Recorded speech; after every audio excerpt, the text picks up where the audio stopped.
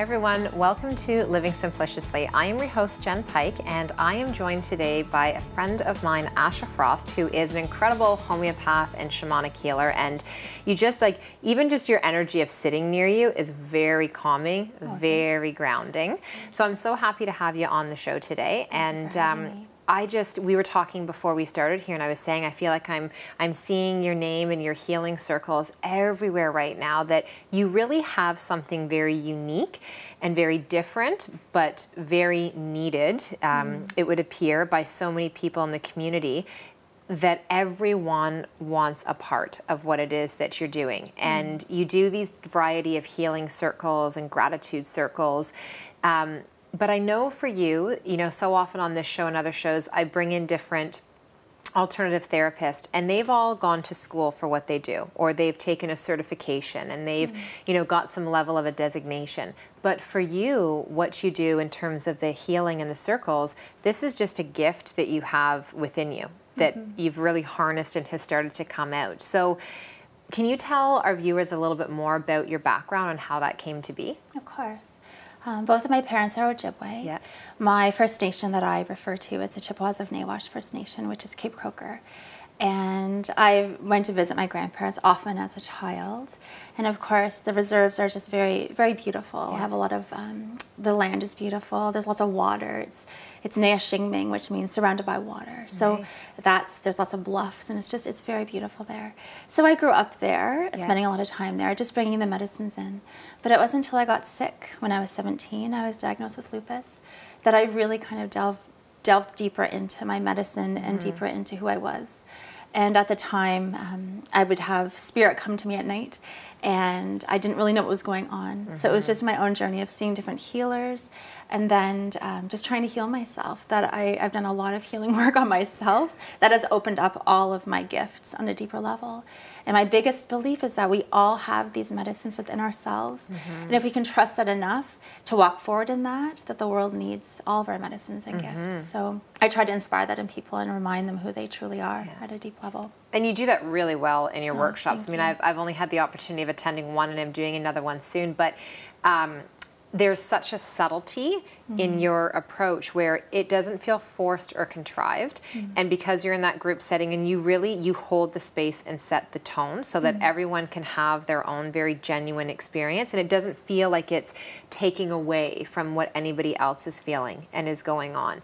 And I know that you were saying, you had spirit come to you. So for people who are watching and that who don't really know what that means, were you having, I know some people are like, was there literally like a person floating above you? Were they sitting on the edge of your bed talking to you? Like how did that happen? They would actually speak to me and wake me up. So I would hear a voice and I'd wake up, and it totally freaked me out. I was like, what is that? Who is that? And it wasn't until I saw some healers that said they're trying to awaken, they're your ancestors or they're people that have passed on, and they tried to tell me what I needed to do to help me, because I wasn't sleeping and I was terrified.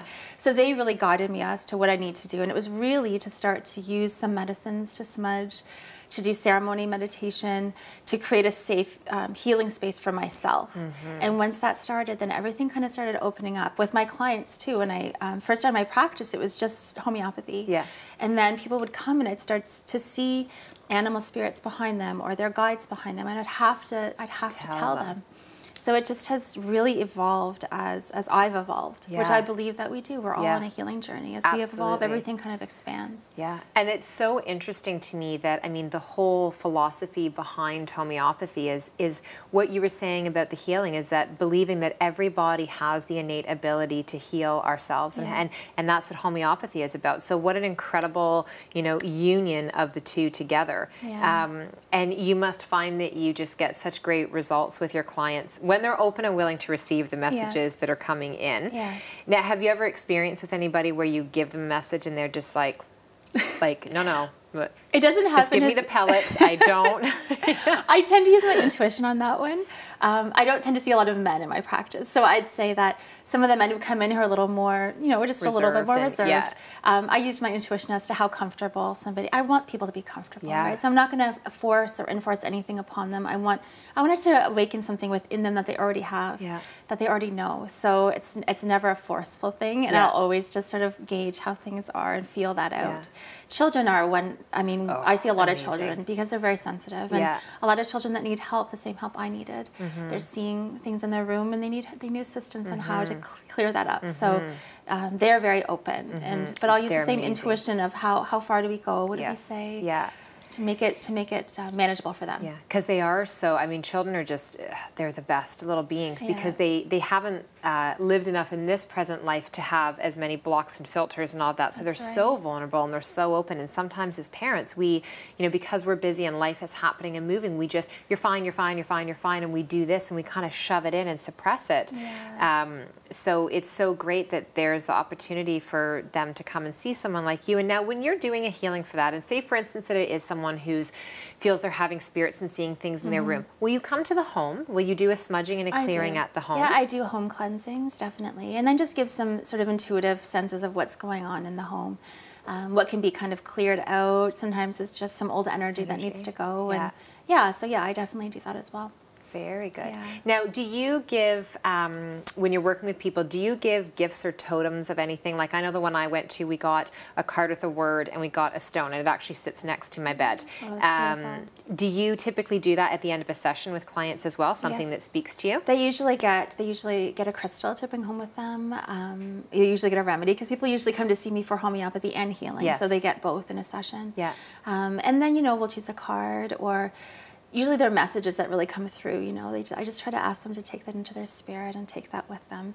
Sometimes a medicine, a gift of cedar or sage or sweetgrass too, depending on what they need. So I try to just have them incorporate that into their daily lives so that they can bring it with them. So they don't just sort of feel it with me. It only has to happen with you. Yeah, because I don't believe that. I believe they need to take that within themselves and carry it to their lives. Well, you're helping and contributing to that really holistic part of self-care.